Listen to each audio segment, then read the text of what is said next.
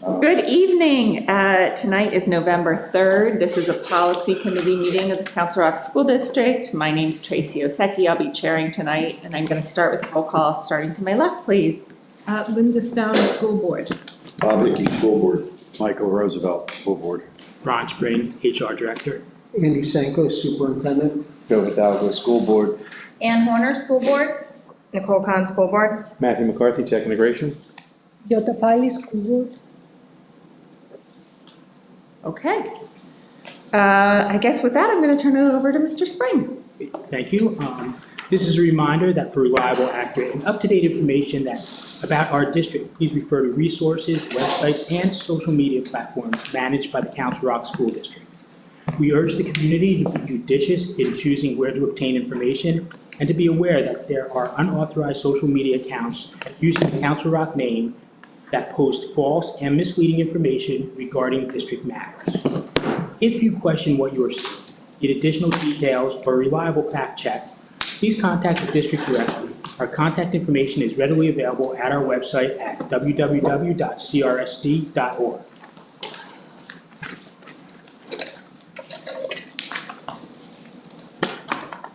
So, welcome. Today we have 6 policies for the committee. 3 policies are for second read. They were reviewed at the last policy committee meeting as well as at the last board meeting. And 3 policies are for first read.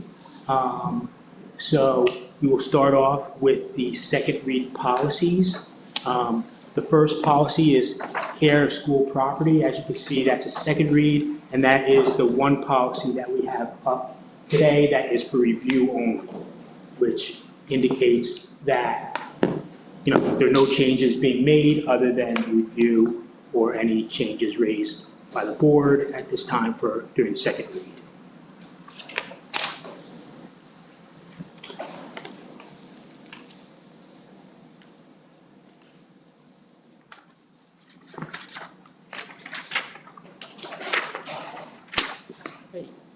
We can move on. The next policy is searches. That is a fairly comprehensive search. There's minimal changes to it. We did discuss some changes at the last meeting, which have been incorporated, as well as a change to the title of that section and the moving of the paragraph. The last paragraph of that section to the beginning, just for ease of reference and reading. A couple things with that, again, it's primarily the same. One of the primary substantive changes, or the one substantive change primarily, is due to the Stafford Unified School District versus Reading case, which establishes the basis for those more intrusive personal searches, particularly under clothing searches, that creates a 2-pronged either or standard. So really we just changed the and to the or to comply with that statute. We also added a provision in there per discussion at the last meeting saying that the initial language is these searches will be conducted only after consultation with the district solicitor, and we've added language that says inappropriate attempts to reach the student's parents/guardians have been made. And that was something that was raised, and we wanted to add that as well. So the 2 prongs, just so we know, again, to put out there, is one is there has to be a reasonable belief that the item is being hidden beneath the clothing. It can't just be, I couldn't find it someplace else. Or there's such a high level of danger to the school population that it needs to be done. Reiterating what Dr. Sanko said multiple times last time, it's not something that we've done, nor would we do if it rose to that level. We would be bringing the police in, and that basically takes us outside of this policy in total because they have a very different standard. Just a quick refreshing as to the case itself that set this up, which is Stafford versus Reading. It was a 8th grade student who was searched intrusively based on a claim that she had ibuprofen on her, an over-the-counter medication that she was providing to other people. And she was suspended, and the parents appealed it. It went up to the Supreme Court. And based on that, what the court basically said was, it was basically, there was no subjective reasonable belief that she was hiding it beneath her clothes. That never came up in the search anyway. And ibuprofen, while you shouldn't have it in school or be giving it out, doesn't create a level, or it doesn't create a level of danger that would require such an intrusive violation. And based on that, since it didn't meet either one of those prongs, which in the court, that's why it was determined that the search violated her civil rights. All right, Mr. Hidalgo. Sure. Under the intrusive personal searches, was this language consulting the district solicitor in the first version, or is this new language? Whenever I send this out, I always share it with the solicitor. So this was new language since Okay. pre-meeting, but it goes out to the solicitor as well. So what happens, this is usually timely things, so we're gonna make attempts to reach the parents, but what if you're unable to get a hold of the solicitor? You're just gonna take anybody from his office? I mean, it sounds like, I don't understand, are we kicking it to the solicitor to cover ourselves legally or something? Yeah, so that language, just to be clear, that language is not new language. That language was the language that's always been in. Right. And That's what I'm asking. And I believe that language was put in there through, statute and stuff, really just to make sure that if you are gonna make such a intrusive search, you're taking that extra step to make sure that it is legal. But again, we've never gotten to that point. This is the language that was recommended by the PSBA. That was the language that. For the court, maybe from the court. Well, that was the language that had been in the policy predating this review. Okay. And it's pretty consistent with the process that all the districts utilize. And again, it's just when you're making such an intrusive search, the one recommendation from PSBA, which is followed up by me looking at the law and ensuring that it was correct and sending it to, and also sending it to solicitor, was that the and needed to be changed to or. The only thing is, what if the solicitor's not available? You're just gonna take anybody from their office and give the okay? Well, I think we would have to, keep on trying to solicitor. I think at some point, though, we'd be bringing the police in anyway, so they would be doing the search. Okay. Mr. Roosevelt. Thank you. We had a long discussion about this last time, and I see some of the revisions. I'll speak for myself as one of 9. I'm uncomfortable with this, but I understand that it exists currently. It was adopted, is this right, June 21st of 2018? Yeah, that's the adoption letter. Okay. Now, I don't know if it was here and they just didn't change the date correctly, but that's the Okay. date we have. So That's the last date. So this is currently in effect in some form, not the form that we're discussing right now, but in the current form that we have a version of in front of us. So 2 questions. Number 1, how many times has Council Rock in, I don't know, some time frame that's capturable, how many times has Council Rock had a student that they needed to be intrusive personal searches? None that I'm aware of. None that I'm aware of. Okay. And then the other question is, what is appropriate attempts to reach the student, parent, guardian have been made? What is, how do we define appropriate? So I think the definition of appropriate, the way and I'm gonna talk for myself, I see appropriate as being extremely case specific.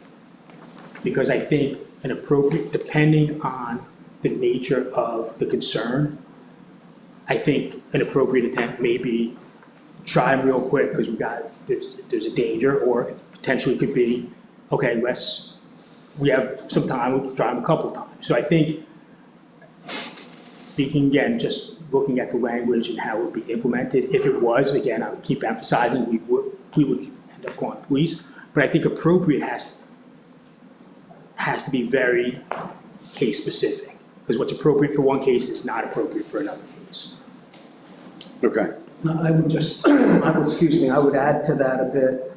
Appropriate, I think, it could be or would be determined on the severity of the suspicion. If you believe somebody has something hidden that is going to be harmful to themselves or others, we call the police first before we try to reach a parent. You know, to the example Ronnie used earlier with an over-the-counter, there would never be a time that we would do it. So I think it's all situational. And to your earlier question, I'm glad and I hope we never have to do anything like that. To my knowledge, we haven't. yeah. Ms. Pelli? Oh, I'm sorry. Yeah, I just want to make it at least one of 9 that the parental rights are observed and that we don't just gloss over attempts to reach the student's parent or guardian, but maybe wait on hold for a long time, for example, to get a solicitor on the phone. I think that to some degree, these need to be balanced. There's many people in the administration, things can happen at the same time.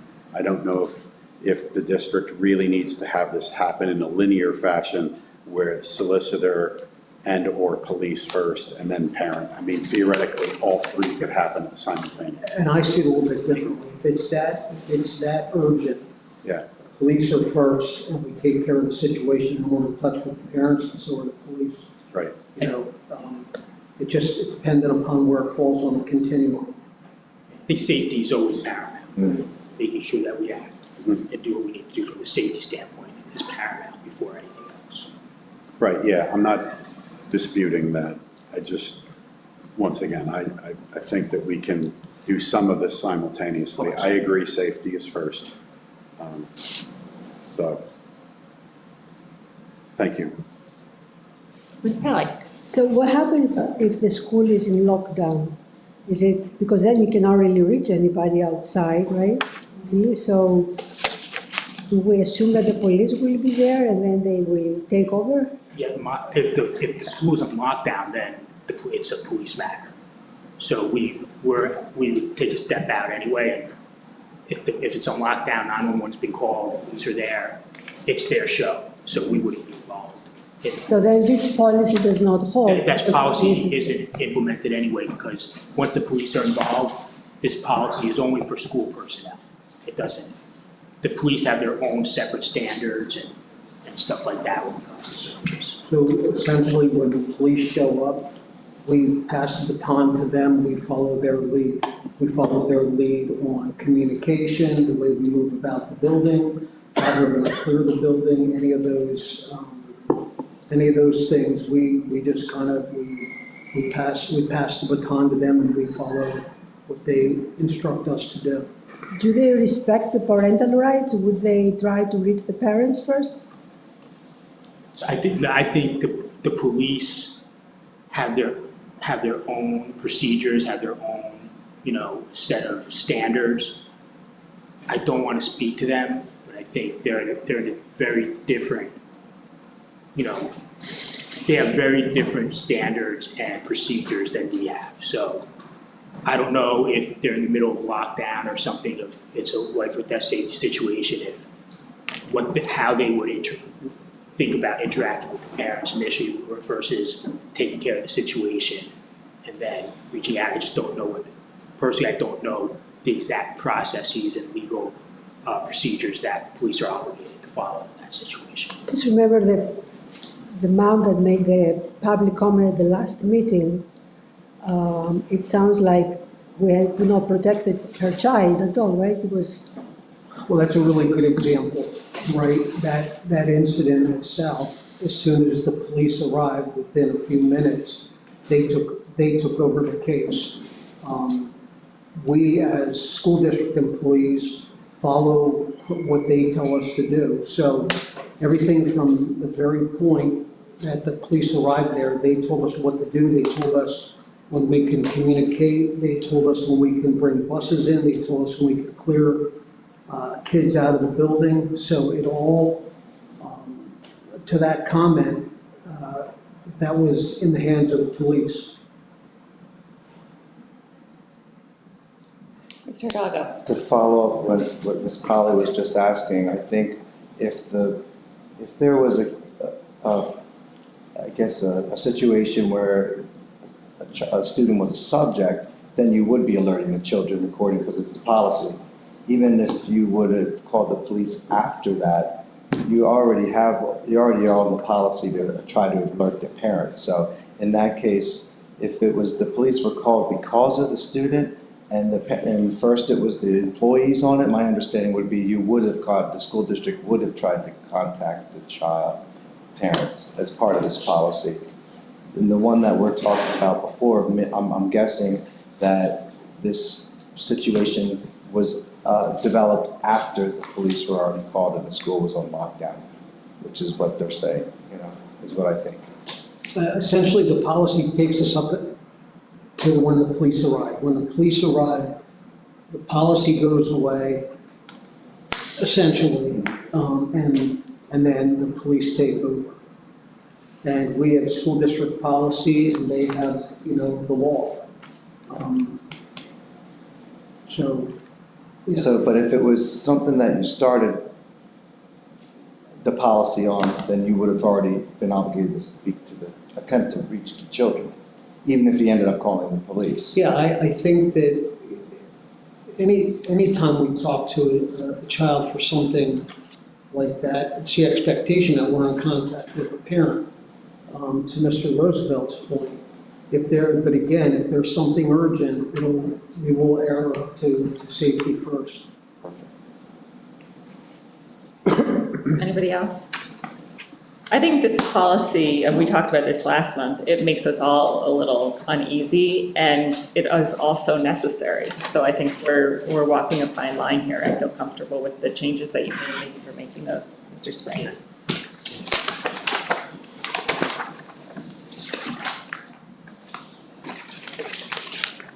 So the next policy is the policy on controlled substances and paraphernalia. The first read on this already. The second read, there's really very limited substantive changes. I'm going to kind of work backwards on them. The first one is on the second to last page that we talk about that, the district can admit a student into a rehabilitation program without the consent, intelligent, voluntary, and aware consent of the student and the parent. That we couldn't do that anyway. Obviously the parent has to be on board and consent to it, student. So that's just really putting something in here that's been a practice that would work, how it would work anyway. The second modification is just to create consistency is in this case, when it talks about out of school, off-campus conduct, it refers to when you can punish someone for off-campus conduct. And it talks about referring, because it's disciplinary, it refers to the discipline policy. And that is on this back of the first page. And what it, Which policy are you on? on the controlled substance paraphernalia, on the back of the first page on the red line. And it creates a consistency among policies and just keeps everything updated with the law. Just if to help recall, when the student discipline policy 218 talks about when you can provide discipline for an off-campus infraction of the code.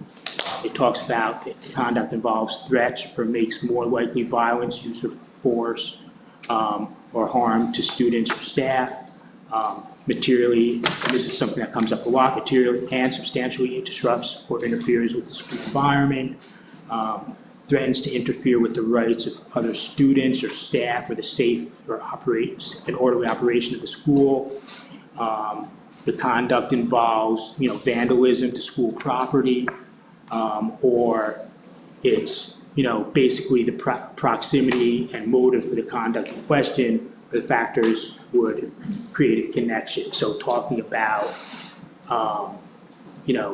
doing something illegal in school the next day, having that nexus there.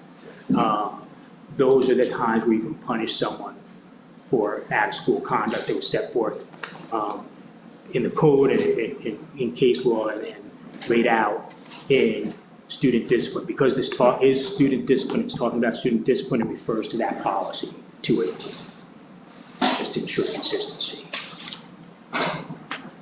And if I might add, last month, we had Mr. Alfone talked about the data we have from the previous consequence for a first offense to the current consequence for the first offense. There's not much of a variance on those data points. And I thought that was important for the board to hear because we've been watching that closely. So I just wanted to make sure we said that again before, as you're looking at this second read here. Okay, who's first? Question? Mr. Roosevelt? Thank you. Wasn't there, in the last version that we looked at, I think it was this one, where there was parental notification that wasn't here and it wasn't in searches? And now we've got it in searches, but So is it missing this one or was it another? I haven't made, if it was in here, I didn't make any changes to this one. Let me just, at all since the last time, so let me just confirm, looking here.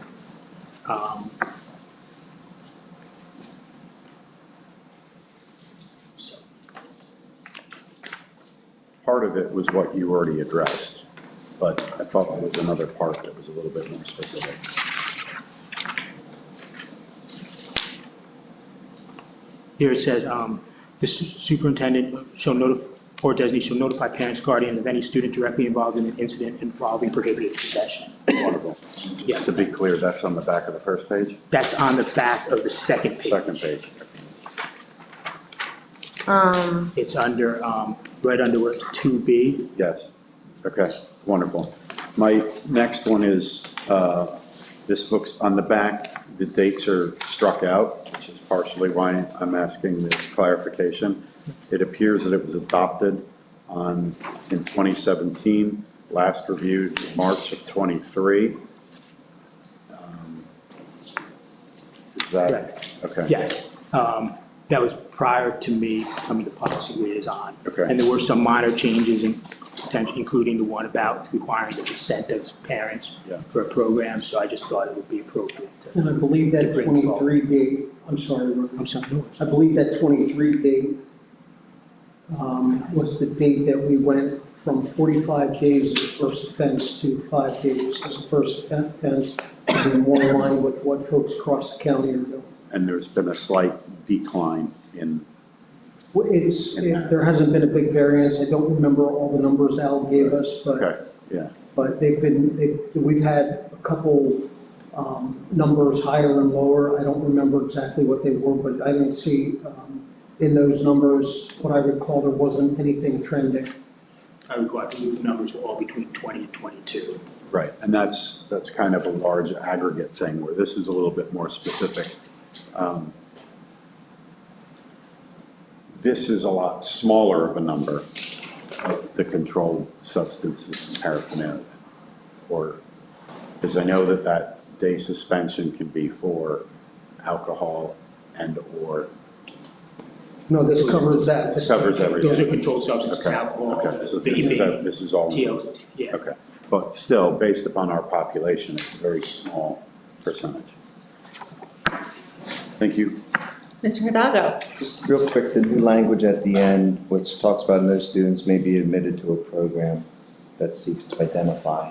Could you just explain that again, 'cause I probably So missed the that part. the district can't force a student, say, you have to go to this program unless there's consent by the parent. Sure, but I meant, the question was identify and rehabilitate potential abuser. So are we saying that the students I'm just trying to understand what the program, the meaning of the program is. Yeah, so basically it would be like a rehab for. For a someone who student. may- So we call them a potential abuser, but, yeah, that what threw me off, that potential abuser, but basically still talking about the student. Yeah, abuser of alcohol. Same person. Abuser of drugs. Okay. Anyone else? Just to follow up on Mr. Hidalgo's point, because I see a lot of reference footnotes have been crossed off. Is there a current law that requires? So some of them that have been crossed off, they're just, the way they're written has changed. So like if you look at, for instance, sometimes it's order, sometimes it's just, Okay. so if you look at 21, it's 22 PA code 2, and then it says 21. It should be 22 PA code 10.21. That's actually the same thing. It's just moved. It's just sometimes if there's even a space difference, it'll cross it out Okay. and do it. And we've got CFR references, we've got PA code, Yes. multiple those are- references of. Yeah, and those relate to the various drug laws and Right. things of that nature. Okay, thank you.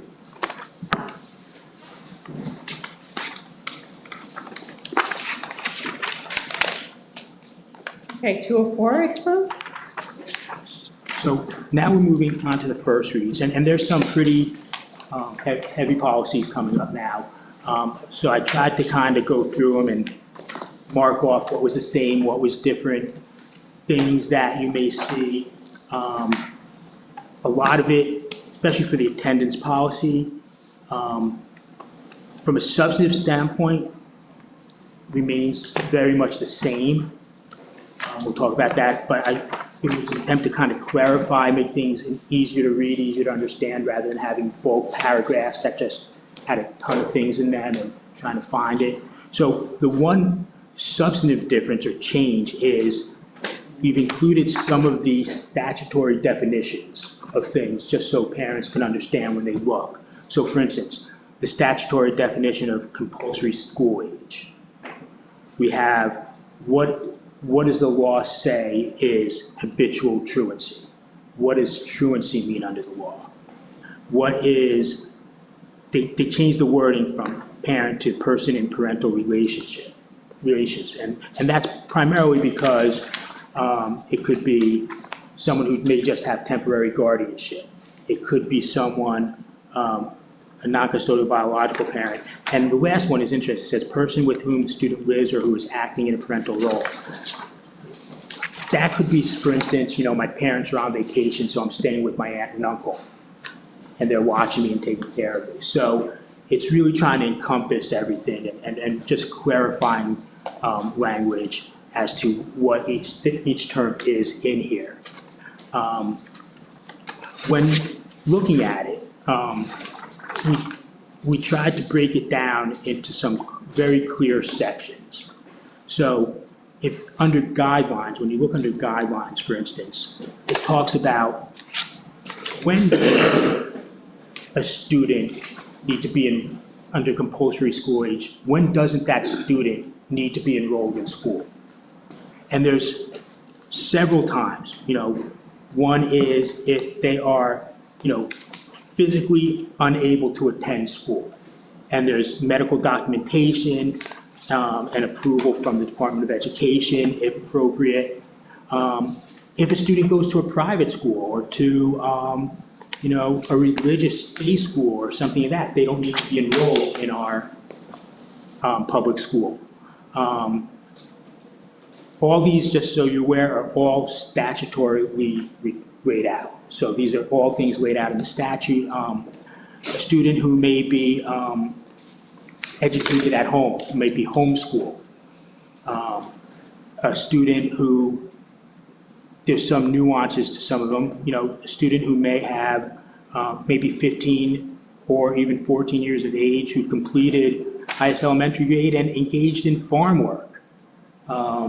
That doesn't really probably affect many of our students, but that being said, is a statutory waiver to be enrolled. If they're 16 or older, regularly engaged in lawful employment, during a school season and hold a valid employment certificate. So there are all these things, many of them don't apply to us, but they are under the law required. And, you know, it's one of those things where you never know, so we want to make sure that we are in compliance with the law. The next one talks about specifically, and this was kind of in different places in the last policy, so we really wanted to lay it out clearly for parents to know, is what's an excused absence? Right? We always hear excused absence, you know, versus truancy and things of that. And this really lays out what an excused absence entails. You know, obviously it's illness. One of the things we're adding to this one is it's not just when you're homesick, but if you're sent home by the nurse, that's an excused absence. It's an illness you're excused. You know, getting a doctor's note if you're quarantined, family emergency, death in the family, participation in a 4-H club event, observance of religious holiday, non-school sponsored educational trips, and there's some parameters on that.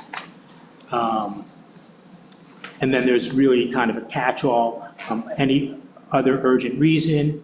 And it also, as we've seen in a lot of recent policies, adds a provision in there about homelessness, foster care, or other forms of educational instability, which is new as well. And those do require, you know, to be laid out and set forth. You know, there's another section that talks about involvement in religious instruction. There's certain parameters to that. Again, those are all statutorily laid out. You know, you have to have parental, written parental request. You can't miss more than 36 hours of school per year. There's statement attesting that they attended, and so on. So that's all laid out. Then it talks about parental notice of absence, saying that parents need to basically provide a note. It's considered unexcused absence until they get a note from the parent, which should come within 3 days of the absence. And we talk about, you know, a maximum of 10 days of cumulative lawful absences shall be permitted. We do add an additional 5 days permitted for approved family travel. You know, this was before my time, but Dr. Sanko explained this to me as well, indicating that I guess at one point we had spring break was removed, and this was also kind of put in to help supplement that for parents who do, you know, being with family is important, you know, but we also want to make sure that kids are in school. So that was a caveat, those additional 5 days were added in there. You know, parents should be getting calls if a student doesn't show up to school and there has been no indication. Parent didn't, I know I get calls, like if I forgot, which I usually do, forget to call in when my daughter's out, and sure enough, I get the call from the school, and then I get the call from my wife, and then I have to call the school again. So it all kind of works out, because I usually forget that. And then the last part is, it talks about that enforcement is in accordance with the applicable laws and regulations and the school district and so on. And one of the things that I wanted to make sure we saw was the enforcement of it is laid out in the student handbooks. So initially, a letter is sent out by the principals over the summer. This one was sent out in August 2025, laying out what is an excused absence, what's not, what are the requirements, religious observations, unexcused and unlawful absences. A cumulative absence talks about the 10 days plus the additional 5 coming in time. And then in addition, there's section 2 of the student handbook. Lays out exactly, you know, when are letters being sent out to parents for accumulated absences, what are the requirements, talking about if you cut a class. So all that, the enforcement things are laid out in the student handbook as also in a letter to parents. So everyone is aware of it going into the year. Mr. Hidalgo, then Ms. Khan. Sure, thank you. So is there a difference between the family educational travel with prior approval versus the additional 5 days permitted for family travel? Same They're thing? the same. In fact, I noted on the first read Okay. education, yeah. So, yeah, because I try to take advantage of those 5 days with my kids every year. And I've had a conversation before with Andy about this, but it's good. They have 10 extra days on top of that, that are excused anyway. Obviously, there's unexcused. But, you know, I'm okay with this. You know, we find a lot of time parents, particularly the older students, use it for college visits or, you know, things like that. So that is going back probably to the early 2000s, the district included that to give parents some additional latitude. More fair than I thought it was. Is that it? Yeah, thank you. Okay. Ms. Khan? That's actually, I have two questions, but the first one is following up from Mr. Hidalgo's question, just for clarification. So under the excused lawful absence, number 8 says the educational travel with prior approval that we typically as parents would do with the principal filling out that form. That's the 5 days. So Correct. number 11, the non-school sponsored educational tours or trips, if the following conditions are met, and it's referencing these two policies, which obviously I can't pull up right now. Could we just elaborate what the non, Yeah, so that's a good question. Let's look at the 12th graders trip to Florida. oh, okay. They're not in school, but we're counting that as they're not in Council Rock buildings, so they're not in school, but they are still a Council Rock trip. So they're absent from school, but that's an excused absence.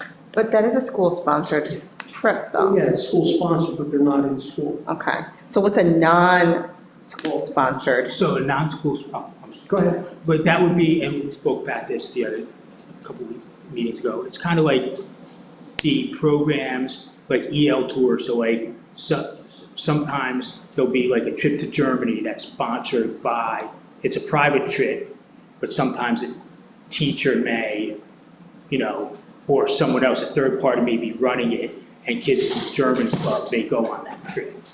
That's a non-school educational trip. Not, as opposed to, you know, a Disney trip, which is a school-sponsored trip. And it says educational trip, tours, or trips, so that the trips also have to be educational?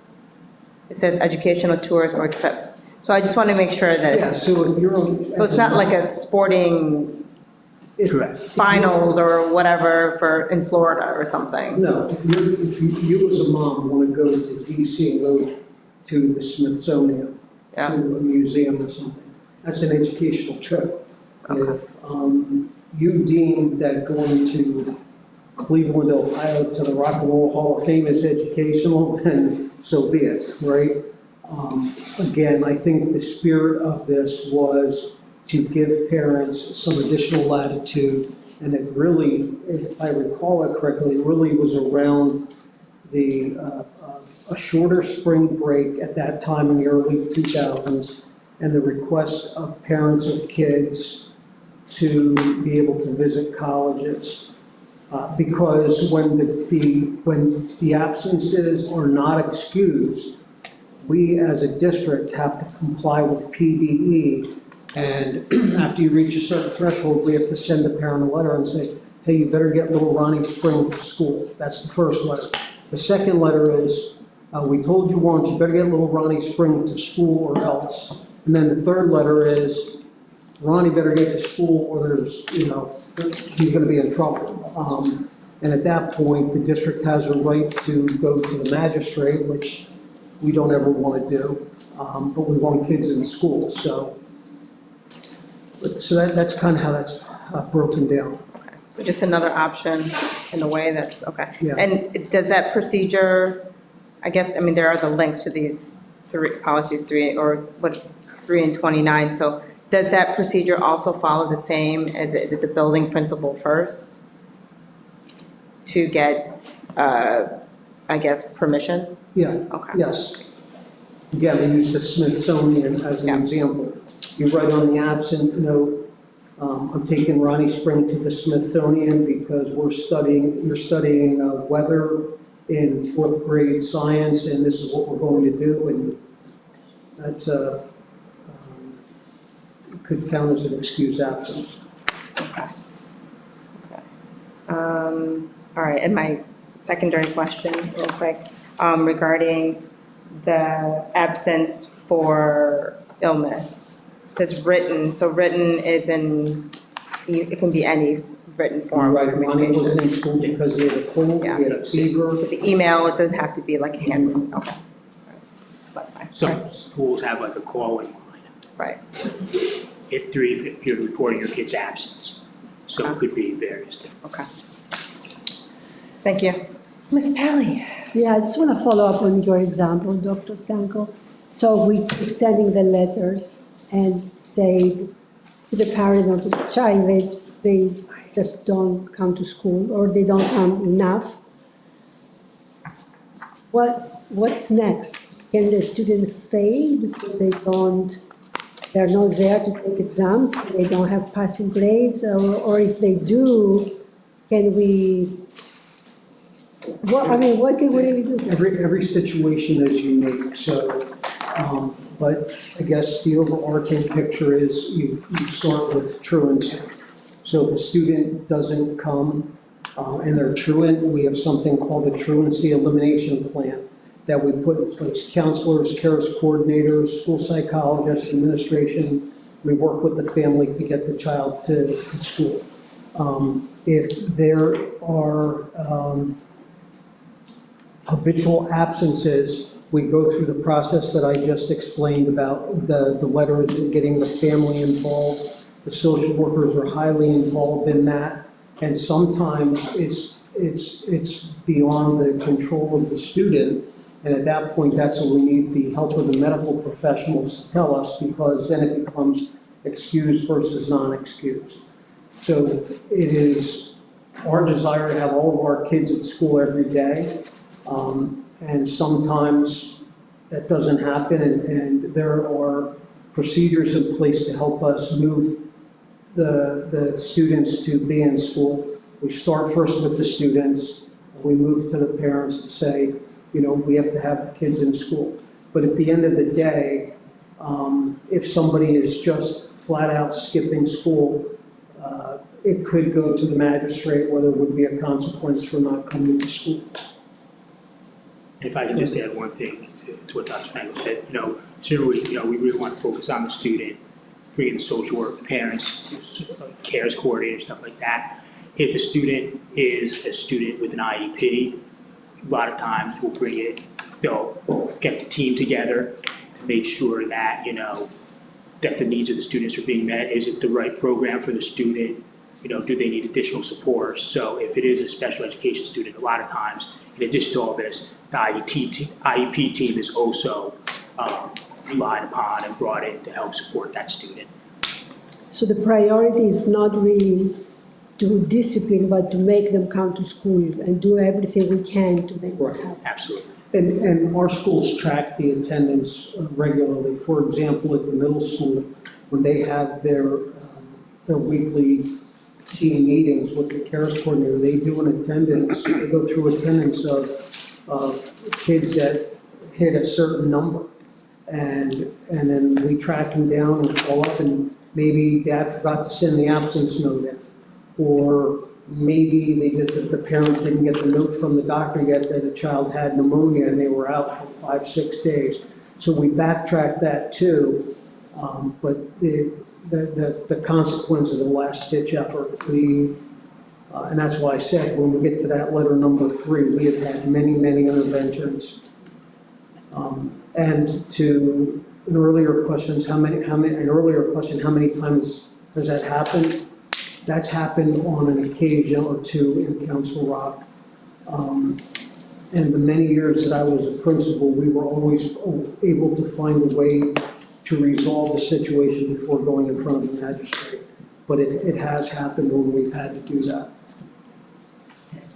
And from a discipline standpoint, the law itself is in policy, we added as well, is it's actually, you're not permitted to suspend or expel a student for truancy or attendance. Yeah, I read It's that. actually in the law itself.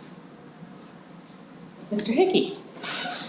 Just an example, and I don't know if you see this anymore just because of the way that the world moves now. There's many instances now where the kids are missing because of, I don't just use the word, just sports, but I'll say sports, you know. You have a lot of like cheerleaders, soccer players, whatever. They go to what are called these showcase events that are non-school related. And they travel all across the country. Go ahead. You know, so how do you deal, do you have instances of dealing with that? And We do. We have the dance, the competitive dance, we have the competitive cheer, we have the showcases for soccer, basketball, baseball, lacrosse, field hockey, and that is where that 5 days of educational opportunities help us, because that allows the family that additional 5 days. Once they get outside of that, then we're, as a district, we're handcuffed because we have to follow what PDE says. So sometimes we'll get the request where a parent will say, my child is a competitive dancer, and they travel around the country, and they can only come to school from, at the elementary level, I don't know, 9:10 in the morning till 11:10. They're still missing, and we get to the point where we will have to calculate hours to add it up to an unexcused day of absence, because we're also graded on that by PDE. Our attendance is a measuring stick with PDE, and we certainly want students to compete in dance and baseball and everything else, but, you know, our top priority is education, and so we talk that through with parents and tell them, here's what you can do, and then here's where our hands are tied, and if you go to this next, I don't know, baseball showcase, expect to get a letter from the principal that's going to say, get little Ronnie Spring to school, but, yeah, we do deal with that. thanks. Ms. Stone? Yeah, I noticed on the on page 3, actually, those 7 items there. It keeps saying students 15 or 16. Are we excluding 17 and 18-year-olds, or do we mean to say students at least 15 or at least 16? She's looking at number 5. So one would be number 5. Also, I mean, 6 and 7, we're putting an age. Should it be? So number 7, students of 16 years of age. You mean at least 16 years of age.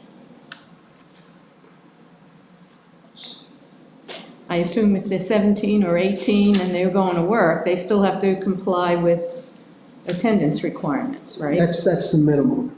That's the So minimum age. should it say students at least 16? It kind of implies that if you're 17, this doesn't apply to you. And, well, yeah, and this language was taken directly from the statute, so I'm not sure why they don't put At least. at least 16 or at Because least then 15 years age. Like if you look at number 5, it specifically says students 15 or 16. So that almost implies, well, if they're older, then it doesn't apply to them either. Right.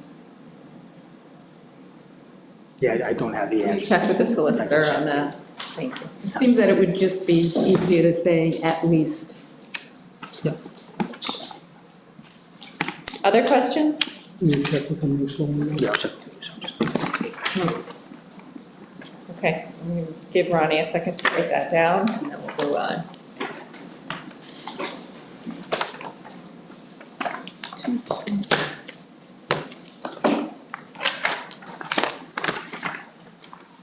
So this next policy is very So from a substantive standpoint, there are not a lot of changes, but it is a very heavy policy from the standpoint of legality, from the standpoint of First Amendment rights, and it's really created through case law and statute, everything in here. So, and I'm going to talk, if you give me a second, I can kind of go into and talk about it for a little bit.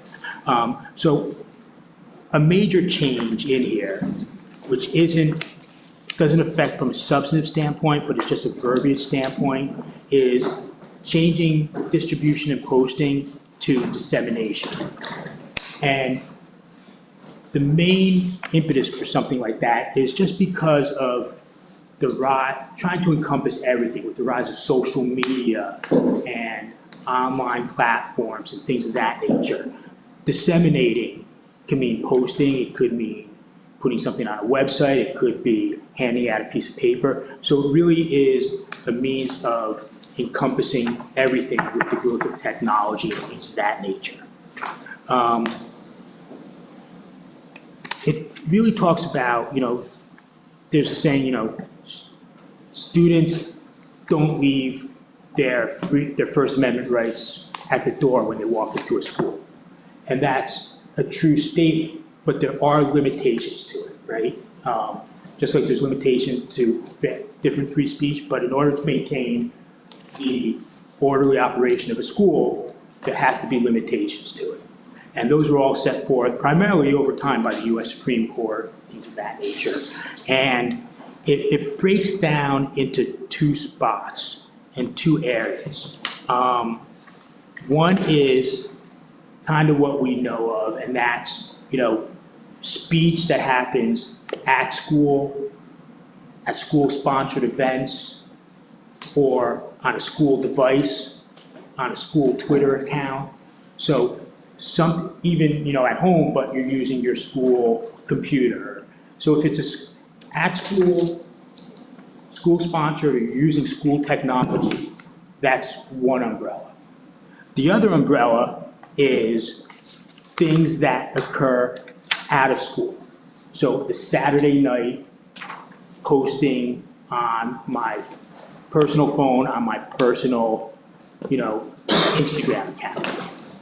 And that's kind of like the second realm of it.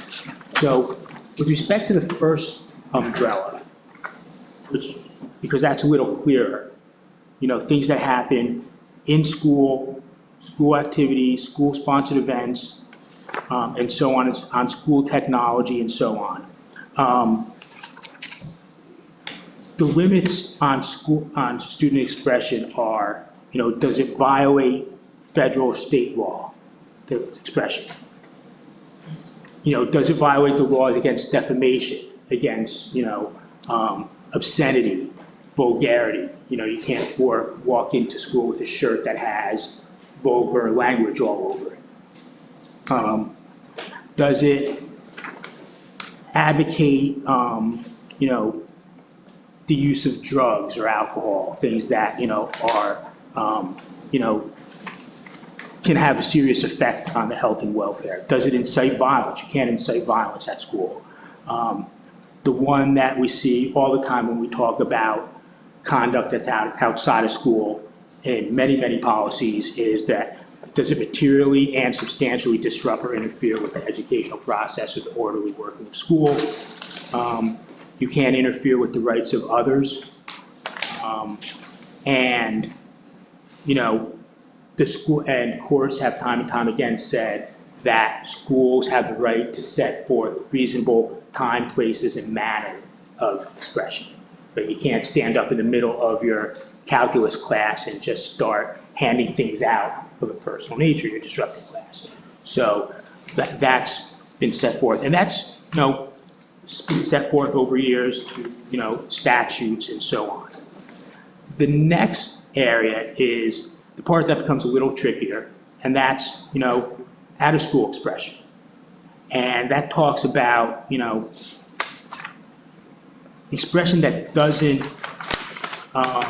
that isn't in school or on school sponsored activities that doesn't utilize school technology. So again, that personal device and the way I want to explain it and talk about it, particularly because this US Supreme Court recently, there was a major case that set forth what you see here. And that was in 2021. That case was called, it's called BL versus Mahoney Area School District. The Supreme Court heard it in 2021. And basically what happened is there was a young lady who tried out for her high school varsity cheerleading team. Rather than making the varsity team, she made the JV team. That weekend, she went home, she was upset. She posted a picture of herself on Snapchat and the caption basically said, or specifically said, I'll just, F school, F softball, F cheer, F everything. But she spelled everything out. She sent it to about 250 of her closest friends on Snapchat. The way Snapchat works is it appears, you can just make it appear for like a second, 2 seconds, and then it disappears. It went out, some students went on Monday or sometime that week, showed it to the coach. A few students who didn't like it showed it to the coach, showed it to administration, and basically what happened was the girl was suspended from the cheerleading team for a year.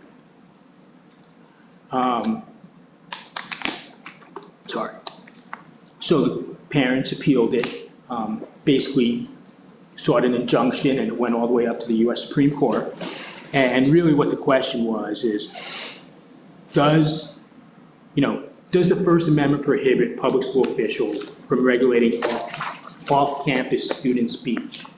And if so, when can it do it, right? So they kind of initially, the court looked at it and kind of weighed different things. For instance, they looked at off-campus speech being a little different than on-campus speech. One of the things that they pointed out was, on a weekend, on a Saturday night, generally, the zone of responsibility falls under the parents, not the school. The second thing they talked about was, off-campus speech regulations. If it was the same off-campus and on-campus, that would be a pretty strong limitation on student speech. And the third thing is really, the school has an interest in protecting student speech to a certain degree as well, even if it's speech that they may not agree with or things of that nature. So when looking at all that, the court really found that in this case, there was no legal right to punish the student. And they looked at a few things. First, they said that it didn't substantially and materially interfere with the orderly working of the school. There wasn't a huge uproar. It didn't even specifically name the school, name the coaches, name any other students or anything of that nature. They said that it didn't create uproar. It was really just vulgar language. It didn't affect the culture of the school in any way, and it really looked at it more as falling under the parents' responsibility because of those things than the school's responsibility. So in that case, the court really laid out when a school can, and it was very specific as to when a school can create a consequence for out-of-school student expression. And those are, if that expression incites violence or advocates the use of force, and therefore threatens serious harm of other students, the school environment, staff. Again, going back to this, that we see in almost every discipline policy, material or substantially disrupts or interferes with the educational process, the discipline and safety of others, things of that nature, or interferes with the rights of other people in the school and creates a safe, affects the safe or orderly operations of the school and their program. So those are the three times where a school can come in and provide a consequence for out-of-school expression. Versus if you see there's seven circumstances laid out for when it's in school. So students inherently have greater free speech rights with respect to the school, outside of school, versus in school or on school home technology and things of that nature. So, we really want to kind of lay that out and be very clear because, with technology, and Dr. Sanko says this often, like, many times things happen outside of school that carry into school, right? And it's something that everyone in a school district is always trying to balance. So it's important to kind of really lay that out and make sure that it's clear. The policy just talks about in general, what's the process for getting things approved? That's for the principal looks at it. There may be certain times where places where things can be posted, bulletin boards, things of that nature. When it's done, there's a requirement, you need to take it down, you can't throw the things on the floor, you have to take care of your school building. It talks about, what happens if it's not approved, what are the potential next steps. Things talks about, you can't censor things just because you may not agree with it, if it's appropriate for school. In the previous policy and in this policy, it specifically talks about, not restricting religious expression. And that's specifically, laid out in both policies from the previous one and this. It doesn't really change that. Talks about appealing, from the principal to director, or really to the superintendent or the superintendent's designee. And really, at the end of the day, if someone violates this process, it falls under code of conduct and the principal determines what the penalty is. But it's one of those policies that, it is pretty deep structured into the law because of the First Amendment implications. So it's important to really designate and lay out specifically what are the criteria for when it can be, addressed in school.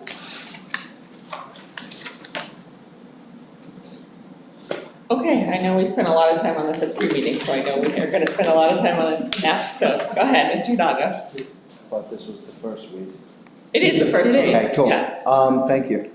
So in the original policy, libel, specific person or persons, is that covered under the six unprotected expressions? Where is that? In the original policy, second page, number 1 says libel of any specific student. Yeah, so that falls under defamation. That's, So defamation is libel and slander.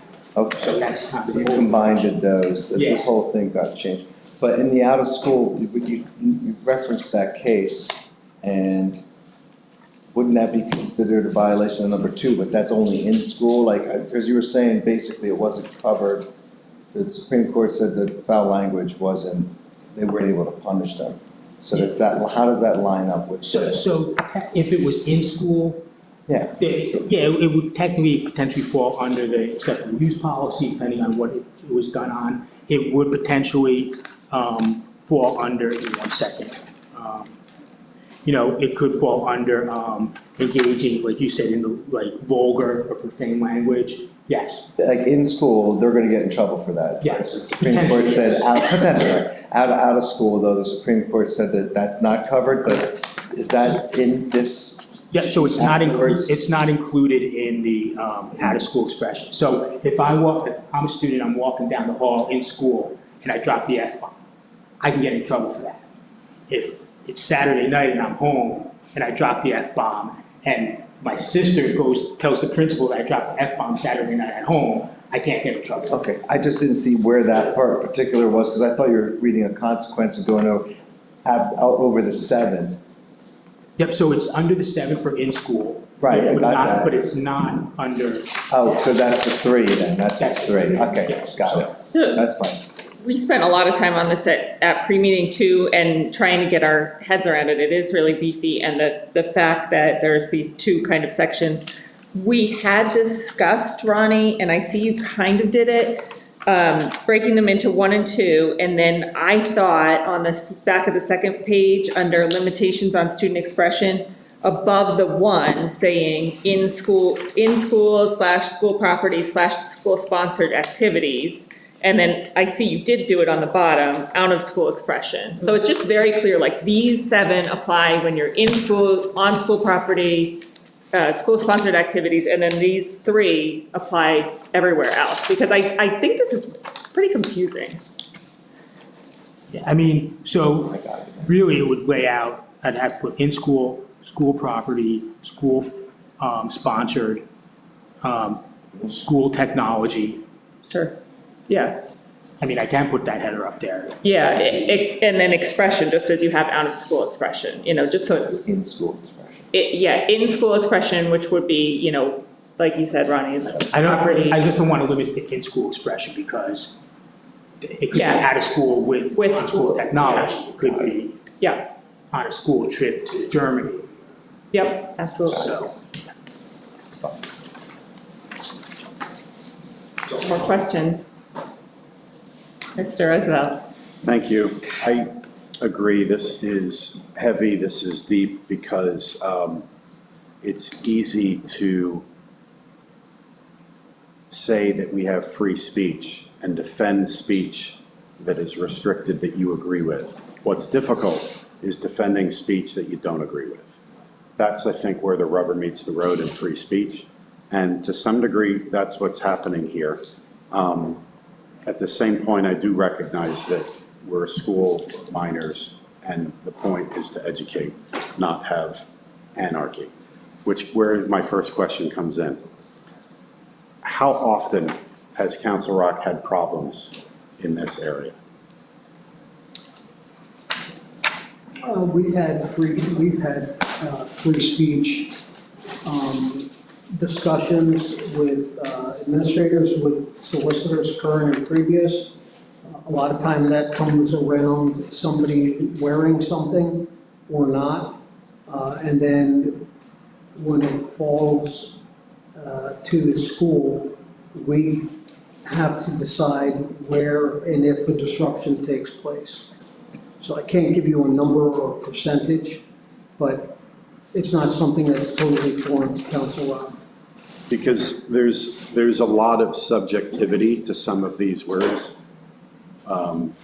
And like when we talk about disruption and when we talk about safety, a disruption could be a protest, right?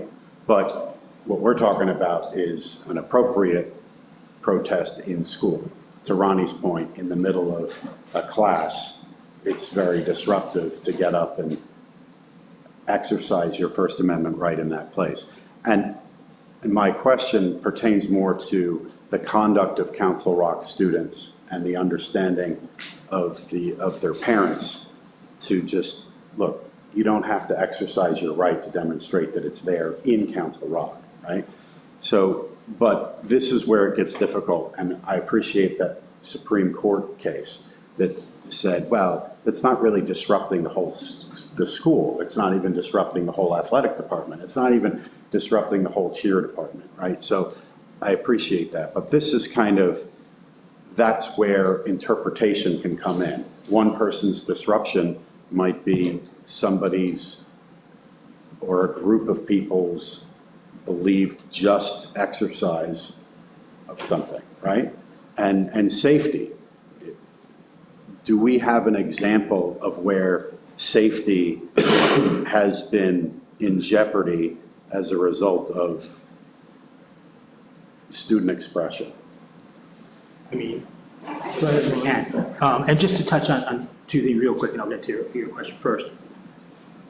there's always subjectivity in everything, like material substantially interferes with that subjective, That was to the my point next where, when we talk about subjectivity, the Supreme Court decision wasn't unanimous. Yeah, of course. So even, and it wasn't cut even in a way that we might expect. So there's even subjectivity and a different view of how to look. So there's always subjectivity. I think when it talks about free speech, how it affects the safety, you know, if a student walks down the hall and says, I'm gonna shoot up the school, you know,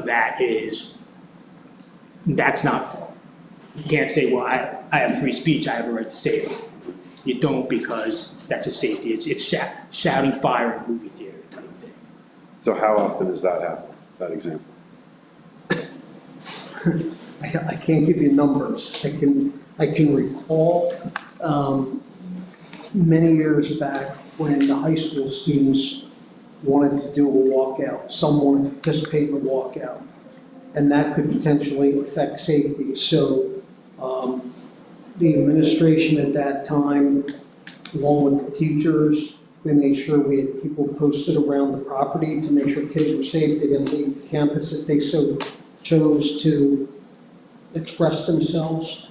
But I can't give you a number. I'm recalling one incident that I remember. Mr. Roosevelt, Ms. Stone whispered something in my ear, but it's kind of in response, so I'm going to ask, go ahead, Ms. Stone. Say what you said to me.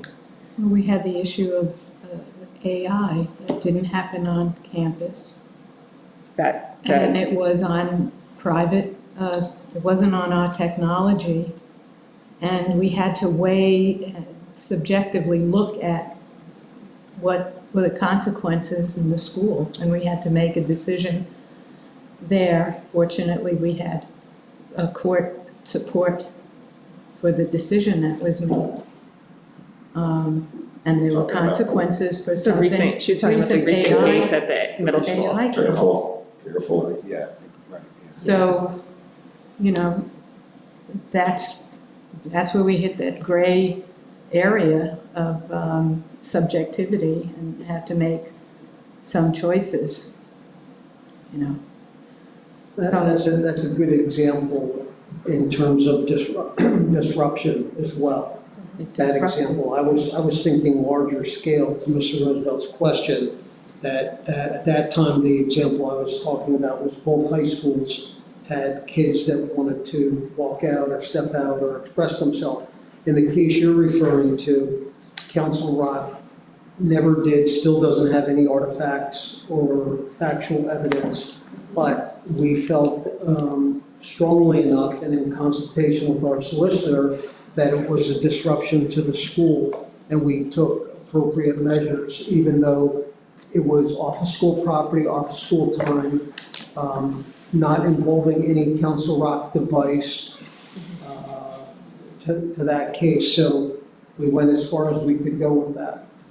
I think there was another case where students vandalized a car outside of, We didn't discipline for that. And that was We did not. So that's a different example. Because that It was didn't totally, meet 1, 2, or 3. right, it didn't meet any of That was those. totally outside of us. Yeah. Correct.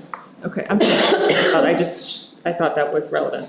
Thank you, and I understand that to some degree there was executive discussions there. So going back to that example of a walkout, were those was that considered disruptive by all those students that walked out of school?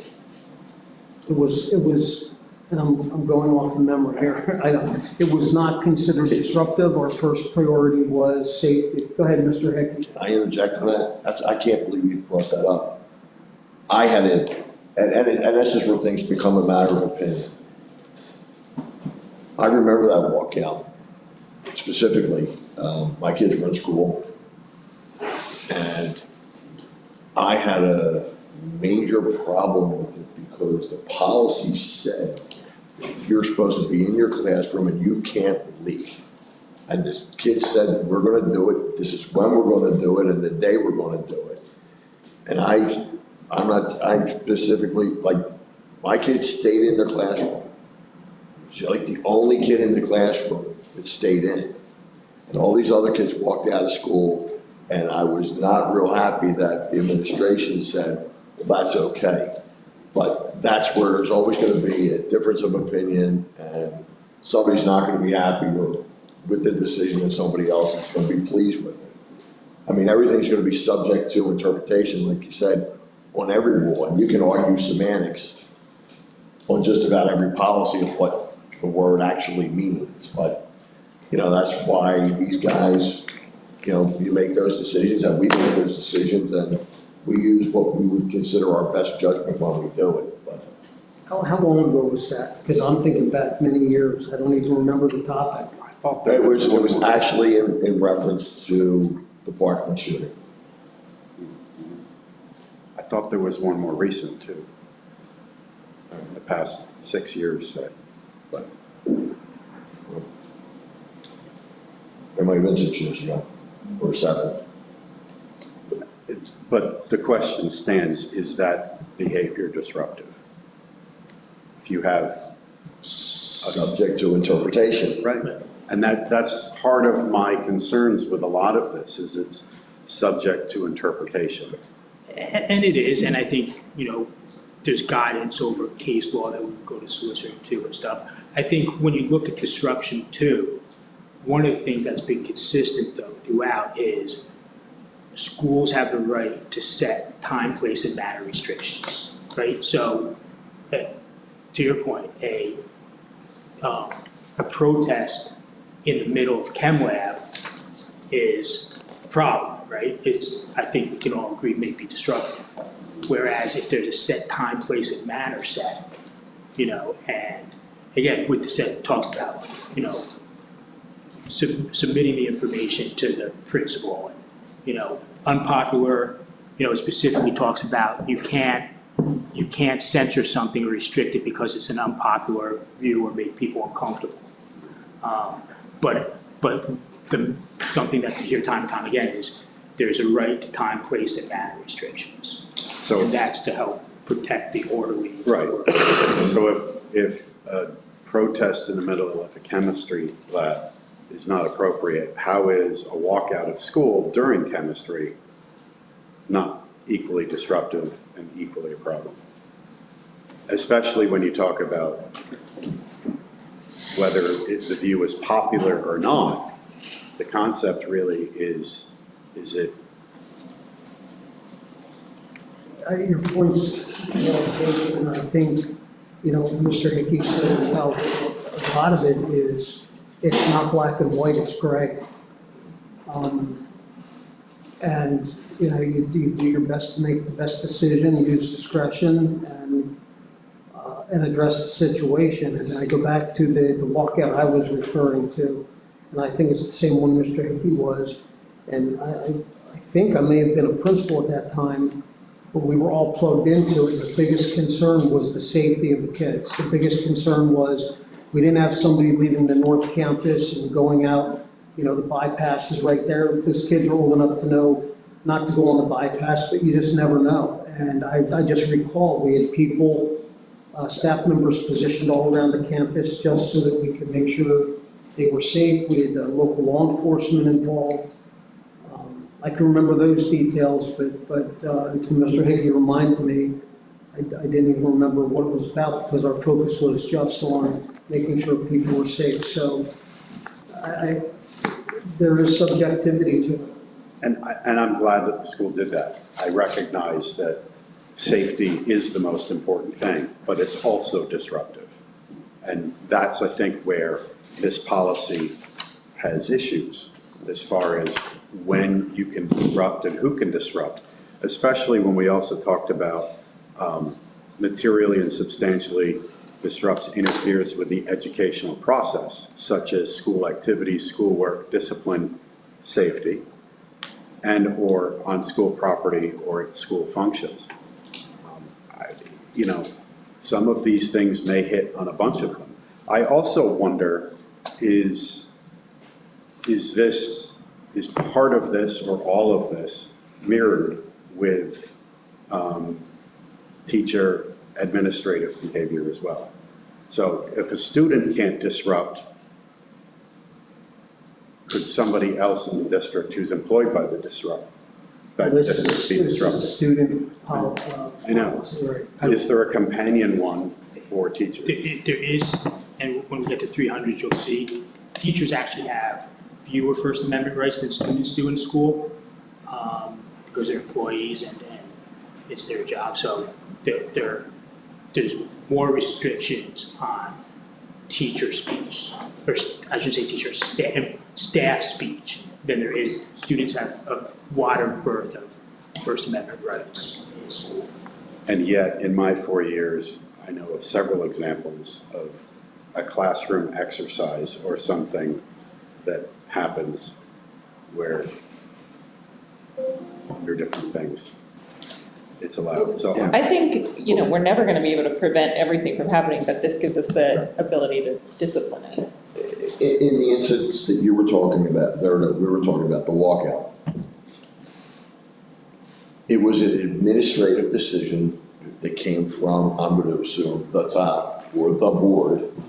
I was not a part of the board at that time, so it either came from the board or the administration, that it was not considered a disruption. I vehemently and 100% disagree with that decision, but that was the decision that was made by those in authority, whether it was the board or the administration. I can't say which it came from, but not everybody's going to agree with it. It's like everything else. You're never going to get 100% agreement on everything, and like you said, this at least provides a framework for something without listing every possible thing that could possibly ever happen in a school that could be considered a disruption or not a disruption, depending on your definition of what is a disruption. And I don't know, I wasn't that close to it because it was primarily a secondary school. I think I was an elementary principal at the time. I don't remember if that was a board and administration or how that was made, but I do recall that there was some conversation around what you said about the policy at that time. With that, so, when going back, trying to remember details of it, but I wasn't closely tied to it. Anybody else? I just don't like slippery slopes. But at the same point, I agree that I think what we're looking at is a little bit more easy to understand, whether we agree with it entirely, in part or in whole, or not. It's at least organized to understand a little better, regardless. The policy hasn't changed substantially. We'll try to get Ronnie Spring to pronounce Mahanoy City properly. Mahanoy School District. The first 6 months I thought the Chamonix, they were saying the Chamonix. I'm like, what's a Chamonix? Now someone's like, I'm saying the Chamonix, it's the Chamonix. I have Al Oberman texting me, asking me to make sure you say it properly. There you go. Sorry, Al. All right. So the last is the first read, but it's a revisit. It's the second time we're seeing it, but it's a first read on the use of bicycles and motor vehicle policy. I did some research and I went through all the districts in the county. So right now, there are, out of 13 districts, there's 8 other districts that have a policy, I would say almost verbatim, a word difference here or there, but nothing of substance, to what we currently have. So it's the use of bicycles and motor vehicles, it's, exactly what we have. So that's 8 districts right now that have that. There's 2 districts that have a more watered down, for lack of a better term, policy that only talks about motor vehicles. So they don't even address bicycles in it. And then there's 2 other districts that don't have that policy at all. So that being said, we talked about, what about e-bikes, e-scooters, things of that nature. I did look at, some terminology, trying to find what is the umbrella term for it, and I did learn something new. So bicycles, scooters, skateboards in general are considered micro-mobility devices. So e-bikes, e-scooters, e-skate, anything of small nature with the electric motor, they are e-micro-mobility devices. So, I did add that term to the bottom there, to just encompass that. And then, there's always gonna be one-offs, ATVs, this, that, so just indicating that they're another unauthorized vehicles. The other thing, and, this was brought up, so thank you, and I did check with Ms. Crawford on this, just to make sure it was accurate. Generally, the building principals may be notified, but they're not given individual permission for each kid. What happens is, and correct me if I'm wrong, that's previous, so thank you, like, in the pickup portal, whatever it is, a parent may put, taking the bus or not taking the bus. It may be they're walking, it may be they jump on a bicycle. That's not generally specified to the principal. So we wanted to take that onus off of the principal, and so modified it and just saying, that notification will be provided to the building principal. And that really keeps the onus on the parents who have to give permission for their child to ride the bike.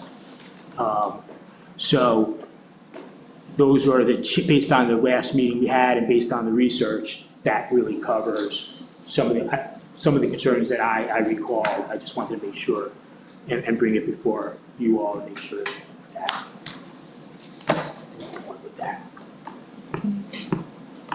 Questions or concerns? Again, this is the first read for this one, even though we've already kind of looked at it.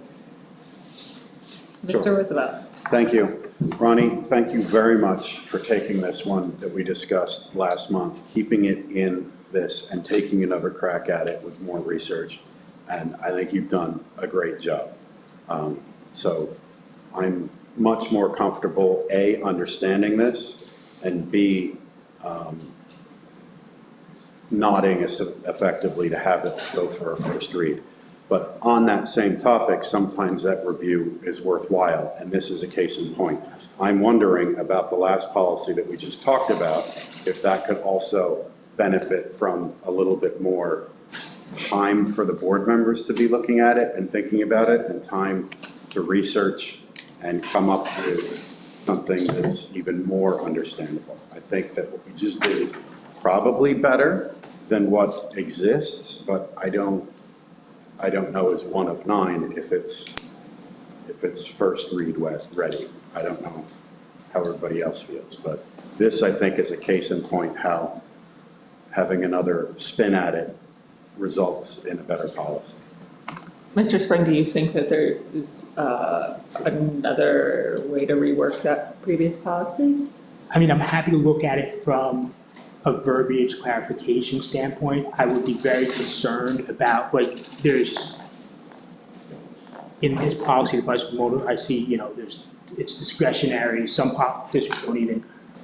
From a substantive standpoint, the student expression is so tightly regulated by US law, First Amendment law, First Amendment, statutes, that from a substantive standpoint, I'm not sure that there's much that can be, if anything, be done with respect to the standards. If it's a verbiage, and just clarifying the verbiage, I'm more than happy to take a look at that. I would just be concerned from the legality of, how tightly set the First Amendment law is, addressing anything from that nature.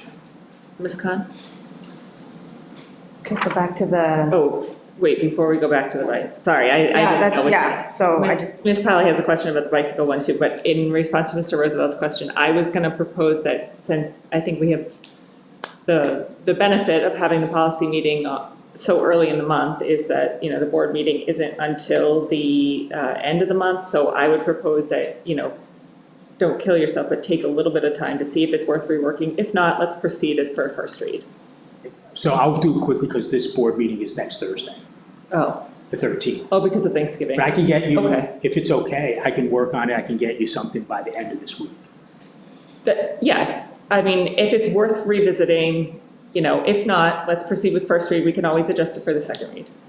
Ms. Polly and then Ms. Khan. Yeah, so why do we allow scooters and not motorized scooters? What is the rationale?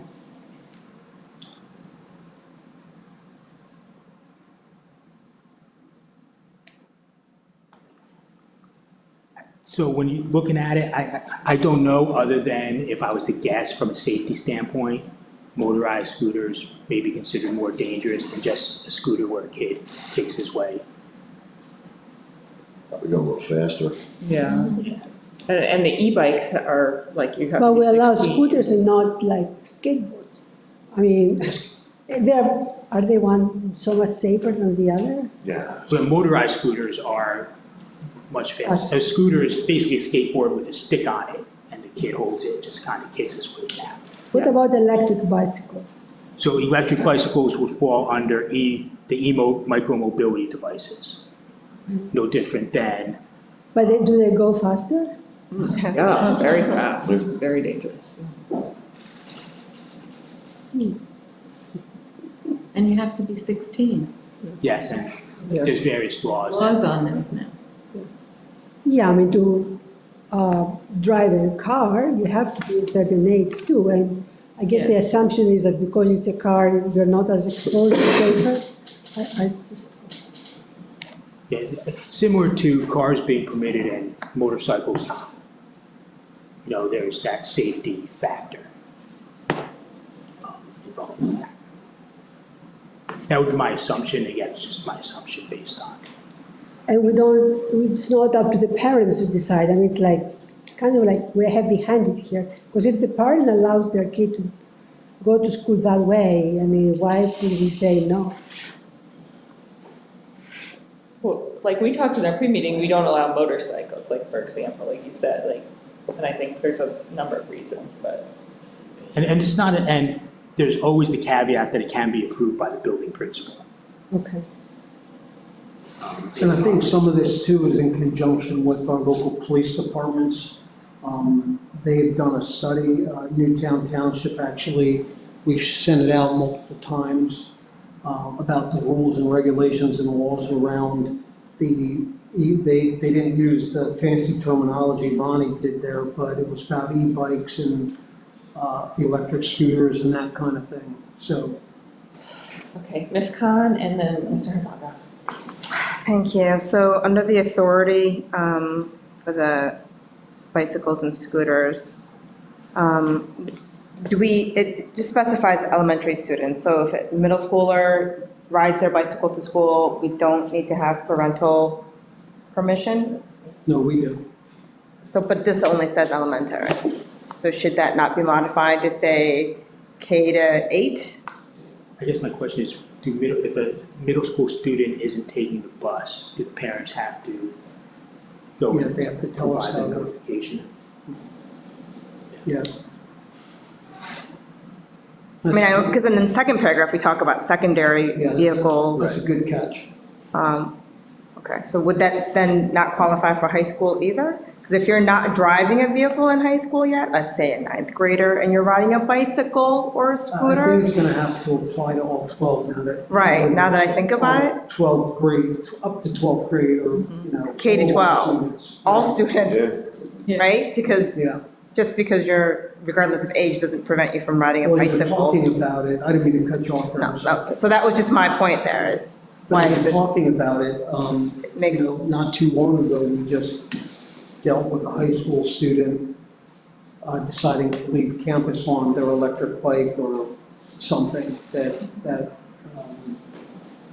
we were involved in. So it's gonna have to include all. So Ronnie, my apologies for not catching that on the front end. I mean, there's a lot of middle schoolers that drive or ride their normal bicycles all through town. So I'll just cross that And elementary and they- just say students. Yeah. Students must be. Thank you. That was a good catch. Yes. Mr. Hidalgo. Yeah, just piggybacking off of what Ms. Polly said, I think also, like from the liability standpoint, safety first, as you said, but I would think that our insurances probably might even have some clauses in there we could look at, because that's why we probably don't have motorcycles in there, is because of the once you have one incident, the school district's has claims, then they say, well, if you want lower premiums, you can't have these certain things, you have to have these parameters and guardrails in place, so it's probably a liability thing too, because I'm all for people, having the ability to be free and ride the road the American way, but you see these e-bikes go down your neighborhood, I'm like, whoa, what was that? And I would say, just based on my experience, student parking lots are not the safest place in the world or where you want to be if you're not pretty much in a tank. Okay, so, gang, with the conclusion of this, we conclude the 200s. Yay! So the plan is that in December, we're gonna, and correct me if I'm wrong, Ronnie, but the plan is that in December, we will meet and only discuss the second read, not introduce any new policies, we'll just finish those up, and then we won't meet again until February, you suggested? Ronnie has suggested maybe going to quarterly as we move through more policies, so then we would meet in February and discuss like a whole chunk, so expect that to be a long meeting, but it will be one meeting. Yeah. Is that the plan? Yeah, we would discuss quarterly. My understanding is it used to be quarterly a while back too. I think, the 200s obviously are student focused, really wanting to look at them and get big. Not that we don't want to focus on the other ones, but I think we can also probably get through them quicker because having that longer period of time would enable really to dig in and kind of get a major chunk. And the next group would be the 300s, which are employees. And I believe, to Mr. Roosevelt's point, we're going to start seeing like some policies that were for students, there's similar analogous policies for employees. So there'll be some, we'll be seeing things and, won't be for the first time. So I think that if obviously I'll take direction from board, but I think that it may, in the long run, be more efficient. All right, there's no public, so no public comment. I think we're adjourned. Thank you. Yay.